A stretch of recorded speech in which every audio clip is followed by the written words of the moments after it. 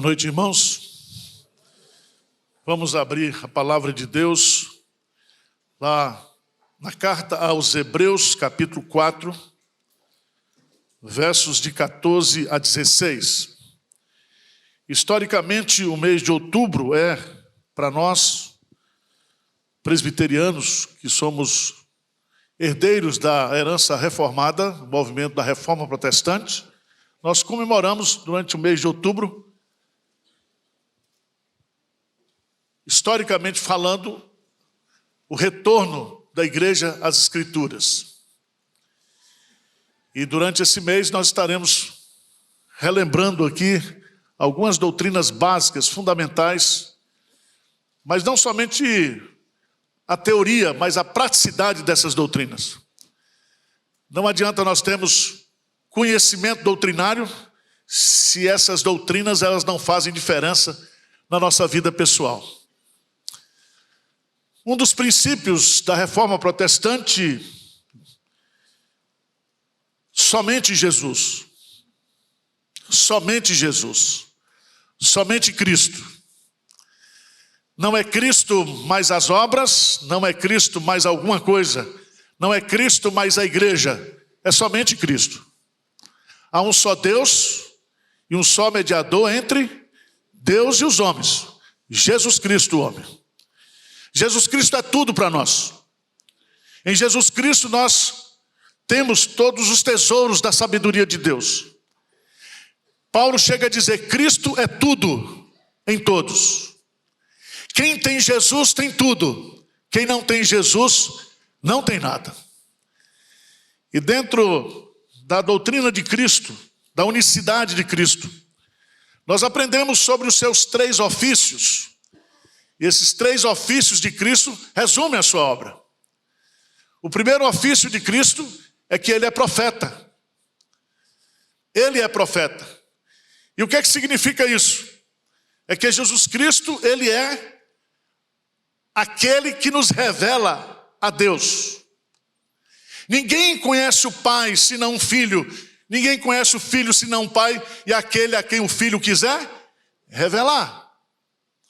Jesus Cristo não é um profeta comum que revela no discurso, mas Jesus é a plenitude da revelação.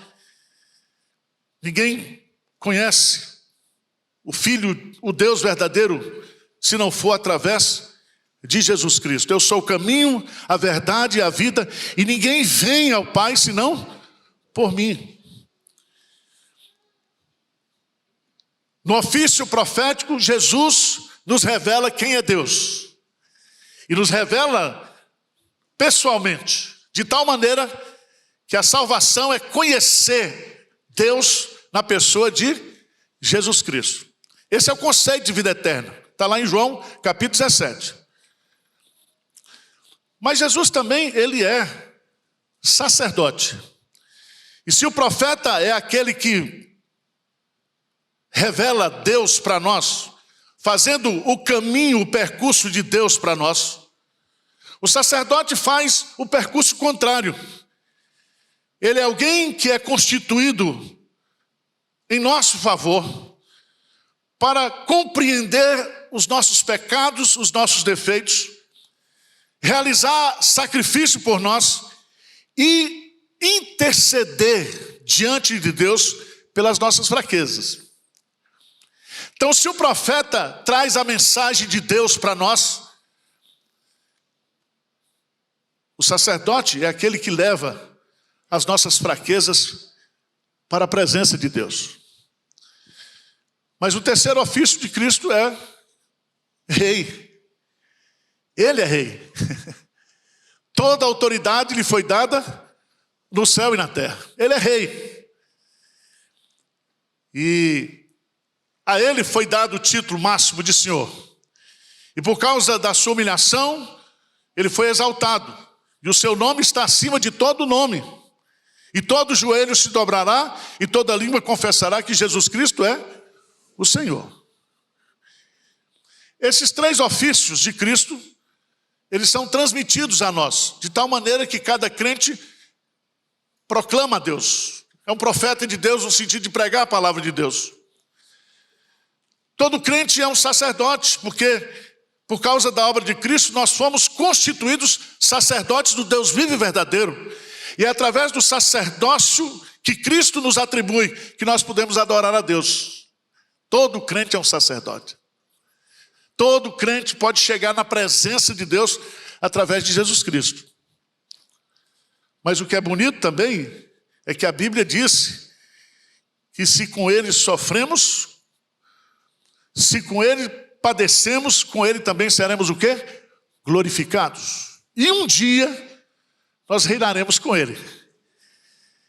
Ele assumirá publicamente o seu reino, o seu reinado, e nós reinaremos com ele.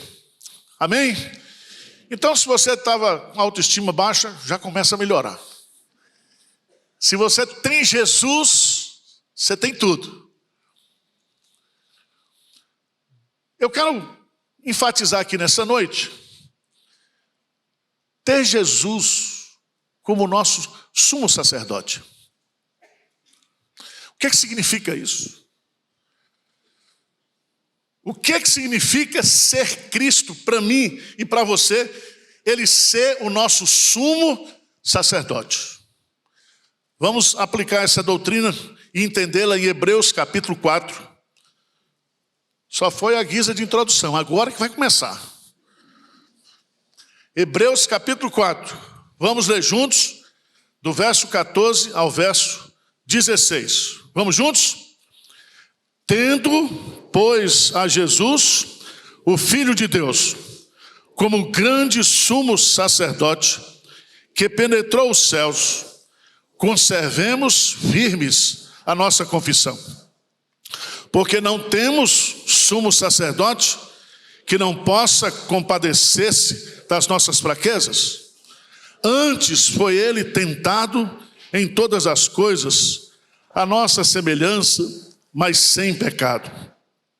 Acheguemo-nos, portanto, confiadamente, junto ao trono da graça, a fim de recebermos misericórdia e acharmos graça para socorro em ocasião oportuna. Veja que o escritor diz que nós temos um sacerdote, mas não um sacerdote, um sumo sacerdote. O que significa ser sumo sacerdote? Ser o chefe geral do sacerdócio. O sumo é aquele que é o maior. O sumo sacerdote era aquele que, na figura de Arão no Antigo Testamento, entrava anualmente no Santo dos Santos para oferecer sacrifício pelo povo no dia da expiação, no Yom Kippur. Levítico capítulo 16.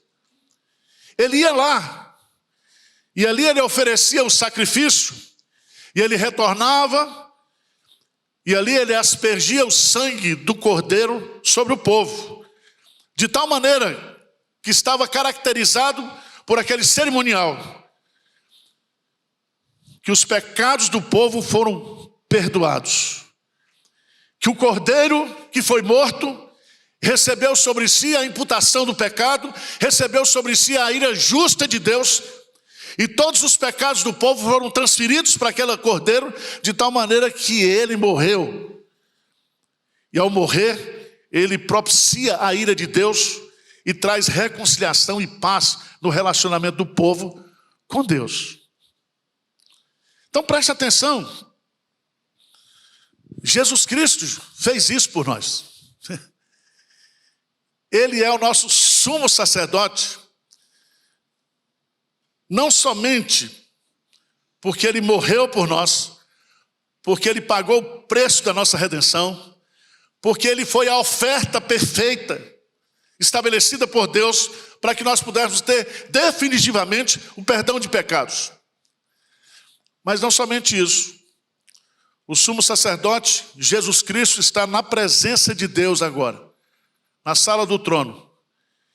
E o ministério que ele está exercendo lá, em nosso favor, no seu favor, ao seu favor, é justamente que ele intercede por nós. Ele está pronto para nos atender, para nos socorrer. Não importa o problema que você está passando como crente, não importa a dimensão da provação, da tentação que você está passando hoje, Jesus Cristo é o nosso sumo sacerdote. Se aproprie disso, em nome de Jesus. Abrace isso. Você não está sozinho nessa luta, você não está sozinho nessa caminhada, você tem um sumo sacerdote. Versículo 14, diz assim: tendo, pois, a Jesus, o Filho de Deus, como grande. Grande. O que é que significa esse adjetivo grande? Significa incomparável, único. Não tem ninguém como ele. Ele é superior a tudo e a todos. E aqui eu queria que você entendesse por que o sacerdócio de Jesus é grande, é superior. Veja aí, por favor. Ele diz assim: tendo, pois, a Jesus, o Filho de Deus. Jesus é o nome humano. Jesus é o nome que revela salvação. Ele é o nosso Salvador. O Deus, o Verbo se fez carne. O Deus se fez homem. Então, Jesus é o lado humano. Filho de Deus é o lado divino. Significa que Jesus é grande, porque Jesus, ele é uma pessoa com duas naturezas. Ele é verdadeiramente Deus e ele é verdadeiramente homem. Não existe ninguém na história do mundo que tenha duas naturezas numa só pessoa. O que é que significa isso? Para que serve isso? Essa informação? Significa que se ele não fosse Deus, ele não poderia suportar a punição dos nossos pecados. Significa que se ele não fosse homem, ele não seria o nosso representante. Então ele une na sua única pessoa essas duas naturezas. Como homem, ele se identifica conosco. Como homem, ele morre em nosso lugar. Ele é o representante. Ele é o cabeça de uma nova raça. Ele é o segundo Adão. E a partir do segundo Adão, aquele que era pecador, perdido, pode se tornar uma nova criatura. Aquele que está em Cristo, nova criatura é. Nenhuma condenação há para aqueles que estão em Cristo Jesus, porque ele pagou o preço da nossa redenção. Por isso que o autor coloca: tendo, pois, a Jesus, o Filho de Deus, como grande sumo sacerdote. Eu queria que você abrisse a sua Bíblia no Salmo 110, versículo 4, e veja esse versículo. Salmo 110, versículo 4.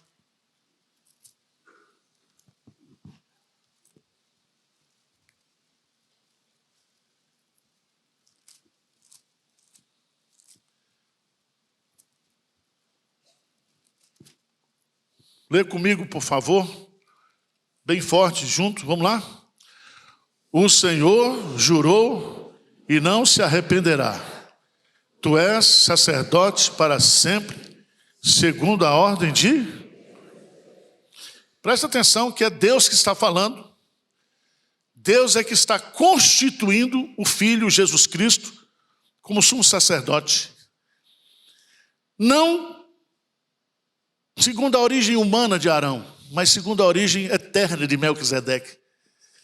Significa que Jesus Cristo, ao realizar a obra na cruz da nossa redenção, esse sacrifício que ele fez foi definitivo, irrepetível, eficiente, completo. Mas não somente isso. A sua intercessão por nós não tem fim, porque todos os sacerdotes humanos morrem, nós morreremos, mas Cristo vive, e vive a interceder por nós, e vive para defender a nossa causa diante de Deus. Ele é o nosso advogado, Ele é o nosso intercessor, Ele é o nosso defensor.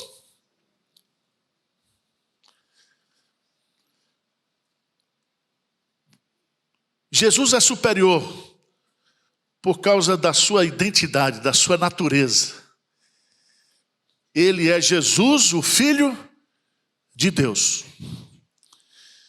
Segundo, é muito interessante porque ele é superior quanto ao local que ele exerce o seu ministério. Se você pegar nós aqui, nós exercemos o ministério na terra. O nosso sacerdócio que nos é transmitido em Cristo é um sacerdócio temporal, histórico. Mas veja no texto, não sei se você prestou atenção no versículo 14, diz assim: tendo, pois, a Jesus, o Filho de Deus, como grande sumo sacerdote, que penetrou os céus. Isso faz muito sentido aqui. O que significa que penetrou aos céus? Os sacerdotes do Antigo Testamento, eles penetravam ao Santo dos Santos, ao tabernáculo, e eles iam amarrados, porque se houvesse algum castigo de Deus, eles eram arrastados. E eles entravam num tabernáculo móvel. Jesus não. Ele realizou o seu sacrifício eternamente. O Cordeiro de Deus foi morto antes da fundação do mundo. E quando ele morre, ele adentra a presença de Deus, mas não somente isso. Ele abre o caminho.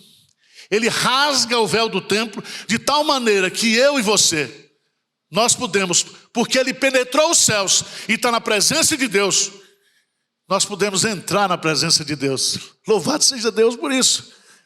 Ele é o novo e vivo caminho. E nós podemos, pessoas como nós, dentro de um ventre de peixe, dentro de qualquer situação, nós podemos clamar, e o nosso clamor será ouvido nos céus. Você está entendendo o que eu estou dizendo? Veja a magnitude, a grandeza de você compreender que nós temos Jesus como nosso grande sumo sacerdote.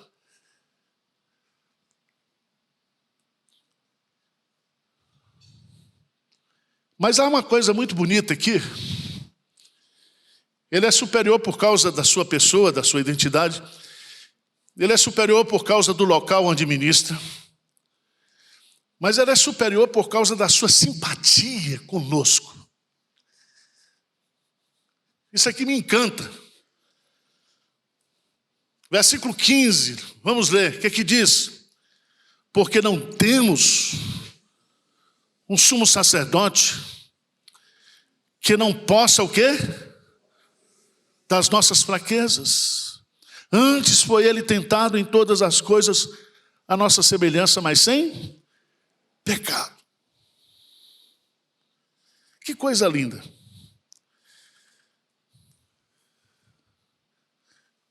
O nosso sumo sacerdote, ele é cheio de toda a compaixão de Deus.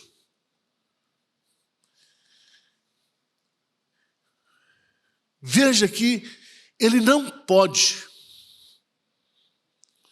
Não há situação na minha vida, na sua vida, que você esteja vivendo hoje, como crente, que Deus, que Jesus Cristo, não sinta isso que você está passando. Ele conhece a nossa dor. Diz Isaías que na nossa angústia, ele se angustia conosco. Se angustia conosco. Eu estava lendo testemunho de um pastor, um grande pastor dos Estados Unidos, eu acompanho o ministério dele, e ele, muito dinâmico, E agora, aos 71 anos, ele foi acometido por um câncer. E ele dá um testemunho muito bonito, faz um sermão, diz: o Senhor me parou com um câncer. O Senhor me desacelerou. E ele dá um testemunho muito bonito, porque é justamente nesse momento que ele começa a experimentar a doce presença de Jesus.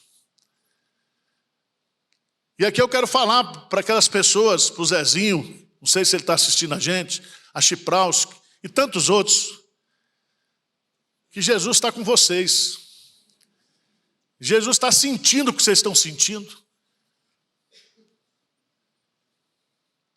Falar para a Silvia e para o Rubão, que perdeu estupidamente um neto num acidente essa semana, que Jesus Cristo sabe e conhece a sua dor. Jesus, ele é aquele que foi tentado em todas as coisas. Estou preocupado agora, porque os crentes estão sendo tentados com as betes.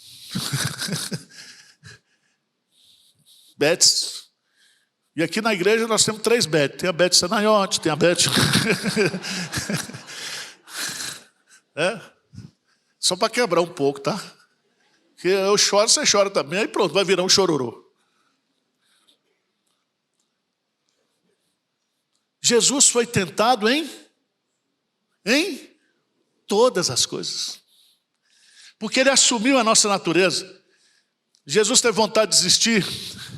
Jesus teve fome, teve sede, teve cansaço, teve desânimo, teve depressão. Por isso que ele acordava alta madrugada para orar, porque era naqueles momentos em que ele alimentava a sua humanidade perfeita. Mas ali ele se identificava conosco nas lutas. Então, quando você estiver passando por situações de tristeza, de angústia, de tentação, de provação, clame por Jesus. Porque ele é solidário. Ele não quebra a cana que já está quebrada. Ele não destrói. Ele não apaga o fifó que fumega, ou fumega. Ele vai estender a mão para você. Ele vai estar com você. Ele vai levar você para as águas tranquilas. Ele vai andar com você no vale sombrio da morte. Ele vai preparar uma mesa para você na presença dos seus adversários. Ele é o nosso pastor e nada nos faltará. Ele é o bom pastor. Mas o que é bonito do texto,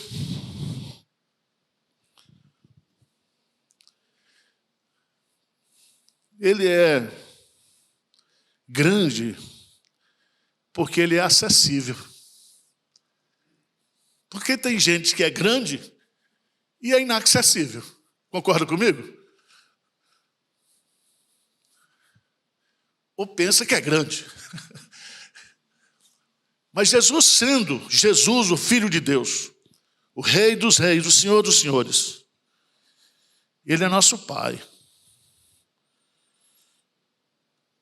E nós podemos acessá-lo a todo momento, a qualquer momento. E diz o texto, vai fazer a aplicação no versículo 16, acheguemo-nos. Se eu e você nós temos esse sumo sacerdote, grande por causa da sua identidade, grande por causa do local onde ele ministra, grande por causa da sua simpatia, da sua identificação conosco. Gente, portanto, acheguemo-nos.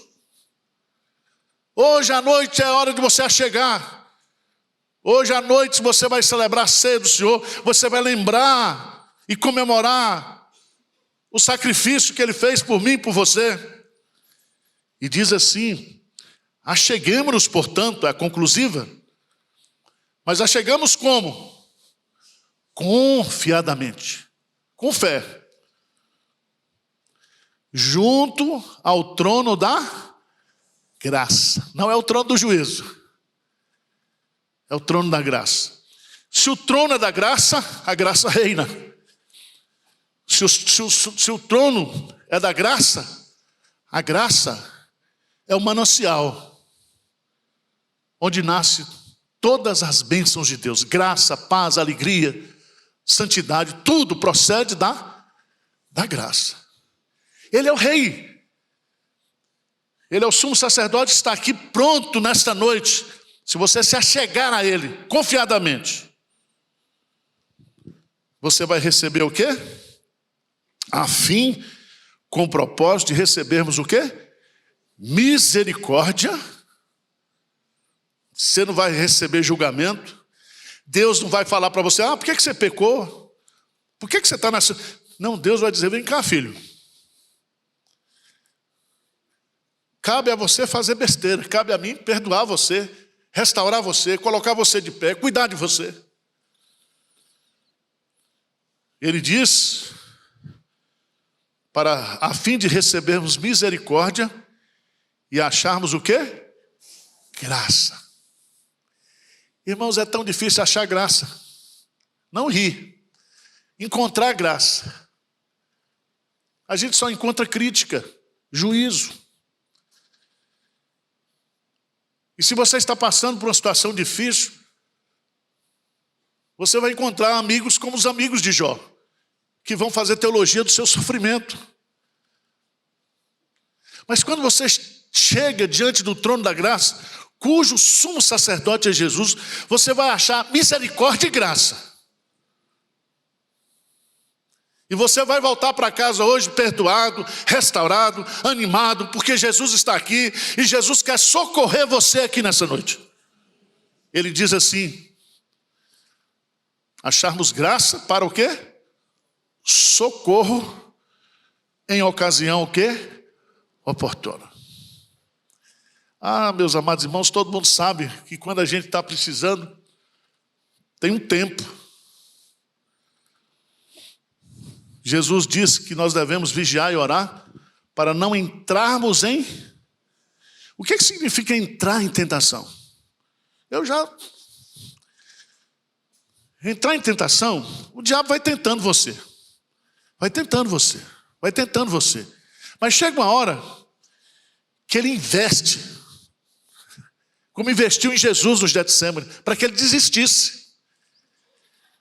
Ele vai usar todos os seus dardos, todas as suas armas, todas as suas forças, para você pecar, para você cair, para você desistir, para você desanimar. Por isso, existe a chamada ocasião oportuna. Ele nos socorre nos momentos mais difíceis da vida. Abra a sua Bíblia em 1 Coríntios, capítulo 10.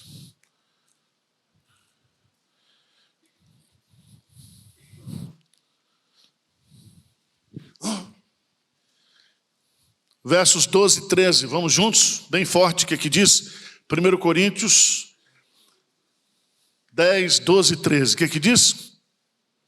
Aquele, pois, que pensa estar em pé, veja que não caia. Não vos sobreveio tentação que não fosse, mas Deus é fiel, e não permitirá que sejais tentados além. Pelo contrário, juntamente com a tentação, vos proverá livramento, de sorte que a possais suportar. Louvado seja Deus por isso. Ele é fiel. E Ele vai nos socorrer no tempo oportuno. Não sei o que você está passando. Não conheço as suas lutas pessoais, suas tentações, suas provações. Talvez você está pensando em desistir, você está desanimado. Mas descubra que nesta noite você tem Jesus, o grande sumo sacerdote. Ele está conosco para nos consolar, para nos animar, para nos socorrer. Ele não veio para nos julgar, Ele veio para que achemos misericórdia e graça da parte dEle, compaixão. Ele veio para levantar você, para perdoar você, para restaurar você. Então se lance do trono da graça nessa noite. Vamos ficar de pé? Vamos orar? Quem está precisando de Jesus como sumo sacerdote aqui nessa noite, levanta a mão. Pergunta óbvia, né? Mas talvez você esteja no meio, há muita luta aí. E às vezes você diz, será que eu vou aguentar? Sozinho não, mas tudo posso naquele que me fortalece. E Ele está pronto. Acheguemos-nos, portanto, confiadamente ao trono da graça. Senhor Deus, nós nos aproximamos de Ti nesta noite, para pedir socorro, para pedir ajuda, para pedir graça e misericórdia para a nossa vida. Tem misericórdia de nós, Senhor, nessa luta tão dura, tão difícil, que nós estamos vivendo hoje nesse mundo tão pervertido. Somente o Senhor, somente a graça do Senhor pode nos preservar, pode nos livrar, pode nos socorrer. Somente o Senhor pode nos dar uma porta de escape. Só o Senhor pode suportar a nossa dor, a nossa tristeza.